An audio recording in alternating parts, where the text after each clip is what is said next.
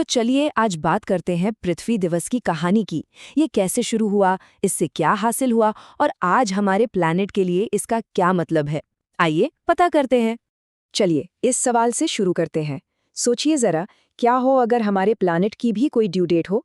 मान लीजिए कि हमारे ग्रह का एक बैंक अकाउंट है और हम हर साल अपने बजट से कहीं ज्यादा खर्च कर रहे हैं। सुनने में ये थोड़ा अजीब लग सकता है, लेकिन ये हमारी आज की हकीकत के बहुत करीब है। असल में इस बढ़ते हुए खर्च को नापने का एक तरीका है और इसका एक बहुत खास नाम भी है। इसे कहते हैं अर्थ ओवरशूट डे। मतलब ये साल का वो दिन है जब हम नेचर का दिया हुआ पूरा का पूरा बजट खत्म कर देते हैं। इसके बाद हम जो कुछ भी इस्तेमाल करते हैं वो हम भविष्य से उधार ले रहे होते हैं। और पता है, 2025 के लिए ये तारीख 24 जुलाई होने का अनुमान है। जी हाँ, बिल्कुल सही सुना। साल के 7 महीने भी पूरे नहीं होंगे और हम पूरे साल का कोटा खत्म कर चुके होंगे। ये बात हमें रुककर सोचने पर मजबूर करती है ना? तो सवाल ये उठता है कि हम इस कह सकते हैं इकोलॉजिकल कर्ज में डूबे कैसे।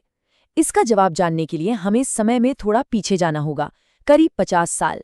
1960s के दौर में एनवायरमेंटल प्रॉब्लम्स आज की तरह कोई डिबेट का टॉपिक नहीं थी। वो तो लोगों की आंखों के ठीक सामने थीं और कुछ घटनाएं तो इतनी भयानक थीं कि पूरा देश हिल गया था। जरा उस समय की कल्पना कीजिए। फैक्ट्रियों से दिन रात काला धुआं निकलता था, जिससे शहरों में सांस लेना तक मुश्किल हो जाता था। आज की तरह रिसाइकलिंग का तो कोई नामो निशान नहीं था और कचरे के ढेर बस बढ़ते ही जा रहे थे। और नदियों का हाल तो और भी बुरा था। वो तो जैसे औद्योगिक कचरे का नाला बन गई थी। फिर दो बड़ी घटनाओं ने सब कुछ बदल कर रख दिया। 1969 में पहले कैलिफोर्निया के तट पर एक बहुत बड़ा तेल रिसाव हुआ और फिर कुछ ही महीनों बाद ओहायो की कुयाहोगा नदी में आग लग गई। सोचिए, एक नदी में आग, मतलब हालात इतने बिगड़ चुके थे। ये घटनाएं अमेरिकी सीनेटर गेलॉर्ड नेल्सन के लिए एक वेकअप कॉल थीं। उन्होंने तय किया कि अब बहुत हो गया। सेनेटर नेल्सन का आइडिया था तो सिंपल पर बहुत पावरफुल, पर्यावरण के लिए एक देशव्यापी आंदोलन। और लोगों ने जो रिएक्शन दिया वो किसी ने सोचा भी नहीं था। पहले पृथ्वी दिवस पर कितने लोग सड़कों पर उतरे? 2 करोड़। जी हाँ, 2 करोड़ अमेरिकी। ये कोई छोटी मोटी भीड़ नहीं थी। ये उस समय अमेरिका की कुल आबादी का 10वां हिस्सा था। स्कूल, कॉलेज और हर तबके के लोग सड़कों पर थे और सबने मिलकर सरकार को एक साफ संदेश दिया कि लोग अब बदलाव चाहते हैं। और जानते हैं सबसे अच्छी बात क्या थी? इस आंदोलन का असर हुआ, और सीधा असर हुआ।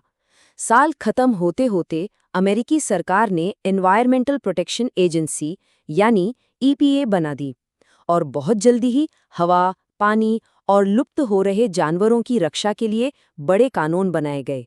ये दिखाता है कि जब लोग एक साथ खड़े होते हैं तो क्या कुछ नहीं हो सकता।